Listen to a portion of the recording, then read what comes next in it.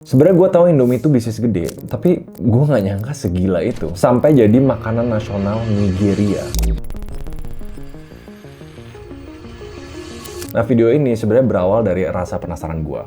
Brand global yang datang dari Indonesia tuh ada berapa sih? Yang klaim brand global itu sebenarnya banyak, tapi menurut gue cuma satu, yaitu Indomie. Karena ini brand bukan sekedar bikin produk di Indo, terus ada beberapa customer lah di Singapura, ada beberapa customer di Filipina. Tapi Indomie itu udah dikonsumsi di 100 negara, diproduksi 31 pabrik di 4 benua. Nih, fakta yang lebih gila lagi ya. Berdasarkan data terakhir, lebih dari 90 juta bungkus Indomie dikonsumsi setiap harinya. Ini setiap hari ya. Terus gue lihat data di seluruh dunia. Global, konsumsi mie instan itu sekitar 337 juta per harinya. Berarti Indomie nguasain lebih dari 1/4-nya. Itu gila banget menurut gue ya. Di Arab Saudi, Indomie itu pegang 95 market share. Di Afrika, pangsa pasarnya hampir 70%. Terus yang tadi gue bilang di Nigeria, itu negara dengan 220 juta jiwa. Indomie dibilang makanan nasional. Di Lagos, anak-anak tuh kalau bilang mie instan, ini Indomie. Kayak kita lah, kalau ke toko lihat mie instan lain, ada Indomie nggak? Belum selesai, gue lanjut ya. Di Mesir, jinglenya itu nongol di TV nasional.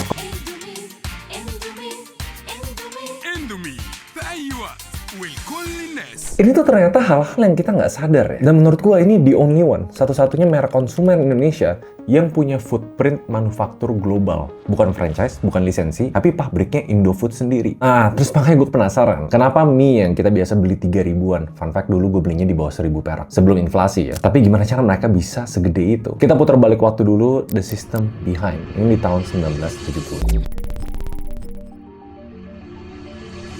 Nah, di tahun 1972, Indomie itu pertama kali dibuat sama PT Sanmaru Food Manufacturing. Orang dibaliknya, ini isu yang kemarin sempat viral.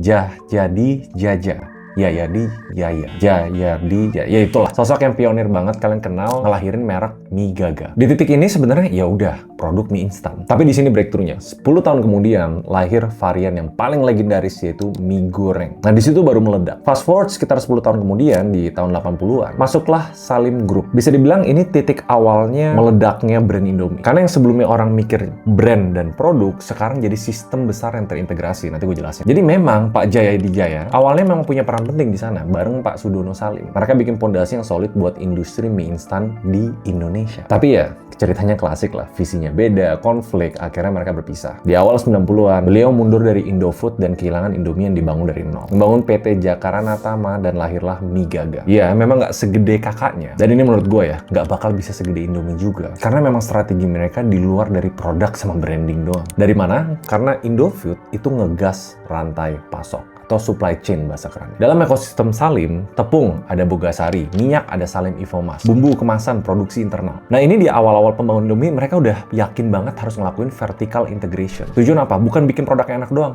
Efisiensi tinggi, kualitasnya selalu konsisten, dan punya kontrol penuh dari seluruh step supply chain. Ini kenapa Indomie itu bisa murah, tapi konsisten dari Aceh sampai Papua. Dan nggak terlalu fluktuatif tergantung dari harga komoditas di seluruh dunia. Nah, makanya di era 80-an Indomie udah jadi market leader. Bahkan udah masuk ke pop culture Indonesia. Jinglenya itu loh ya. Indomie seleraku. Nah, di fase ini, mereka udah ngelakuin satu hal yang benar. Menang di rumah sendiri. Tapi, like grup konglomerat lah. Nggak cukup. Gue harus ekspansi. Dan timingnya itu tepat banget. Pertanyaan besar selanjutnya, kalau orang Indo udah suka, gimana cara bikin dunia suka sama produk ini? Kita masuk ke chapter 2. The Crazy Move. Bisa dibilang ini salah satu langkah paling penting yang bikin Indomie sustain di banyak banget negara. Karena mereka nggak sekedar ekspor doang. Waktu itu, ekspor tuh ya ribet. Biayanya tinggi, rasanya belum tentu cocok, distribusinya berantakan. Pokoknya semua tergantung dari partner yang mereka temui di sana. Makanya, di tahun 1995, Indofood tuh ngambil keputusan yang lumayan nekat. Mereka bikin pabrik di Nigeria. Di saat perusahaan-perusahaan lain fokusnya bikin di Indonesia, terus sekedar ekspor, berharap orang luar konsumsi, mereka investasi pabrik di sana. Karena mereka tahu tiap negara itu beda, mereka punya partner lokal yang namanya Dufil, bagian dari Tolaram. Kenapa nekat? Karena waktu itu di Afrika belum ada pasar mie instan sama sekali, zero. Jadi pas mereka datang, mereka bukan cuma kirim barang, mereka bawa blueprint industri, dari mesin, cara produksi, sistem distribusi. Bayangin bangun pabrik di negara yang infrastrukturnya belum ideal, mereka ngajarin tenaga lokal, bangun supplier, atur logistik. Hasilnya dari nol Indomie berubah jadi makanan rumah tangga di Nigeria. Nah, ini buat kalian kedengarannya kayak decision kecil ya. Cuma ini ternyata jadi pembeda total dibanding brand-brand lokal lainnya, yaitu brand berani jajak kaki di tempat mereka mau jualan. Cuma kan kita harus tahu, alasannya tuh bukan sekedar punya pabrik tuh supply chain-nya bagus. Kita harus blend sama tempat yang kita mau jual. Kita masuk ke chapter selanjutnya, the culture code. Nah ini di tahun 2000-an. Kan kita mau sesuai singlenya, Indomie seleraku. Tapi seleraku itu beda-beda di setiap negara. Mereka tuh punya nilai nggak boleh maksain selera asal. Jadi kita harus jadi bagian dari budaya lokalnya. Nah pas ke Nigeria, termasuk ke negara-negara lain ya, mereka tuh ngelakuin ini secara totalitas. Mereka bangun supply chain lokal. Sama blueprintnya sama Indonesia. Dari tepung, minyak, kemasan, sampai listrik cadangan. Bahkan 80% karyawannya itu orang Nigeria. Bukan ekspat doang. Nah di situ mereka juga bikin varian lokal. Suya, onion chicken, pepper soup, Jollof chicken. Strategi marketingnya bukan cuma sekedar ads atau iklan di TV, ada Indomie Fans Club. Habis itu ada program-program sekolah, komunitas, ada program CSR, penghargaan buat anak muda. Nah hasilnya bikin penjualan di Nigeria itu tembus miliaran bungkus per tahun. Nah di titik ini mereka kuasain 70% lebih dari marketnya. Muncul istilah Generation Indomie, di mana anak-anak tumbuh besar makan Indomie. Nah kunci pentingnya, mereka tuh nggak datang buat jualan produk. Itu mindset yang menurut gue banyak pebisnis juga harus tahu. Pas mereka ekspansi, mereka harus blend dengan culture-nya, belajar bagian dari kehidupan orang-orang lokalnya, dan hasilnya orang lokalnya akan beli produk kalian. Nah itu cerita simple di Nigeria ya. Terus gimana lanjutnya ke 31 pabrik di 4 benua. Baru di tahun 2010-an, The Rise of the Global Machine, chapter 4.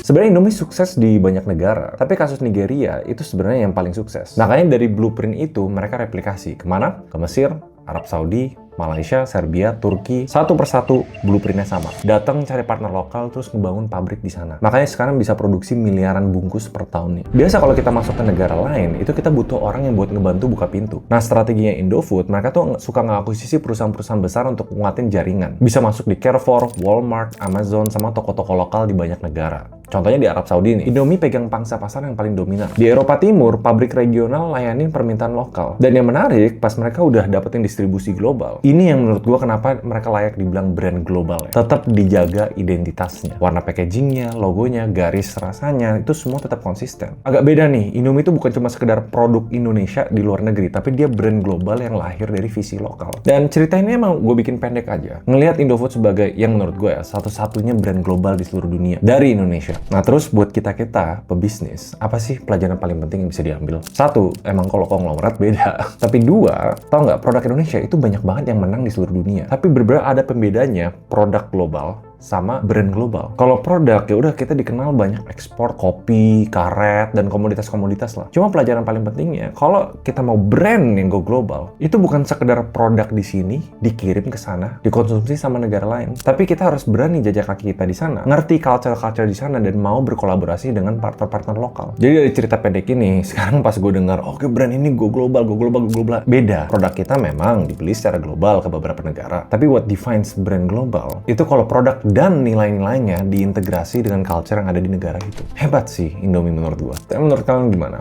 See you guys next video. Bye-bye.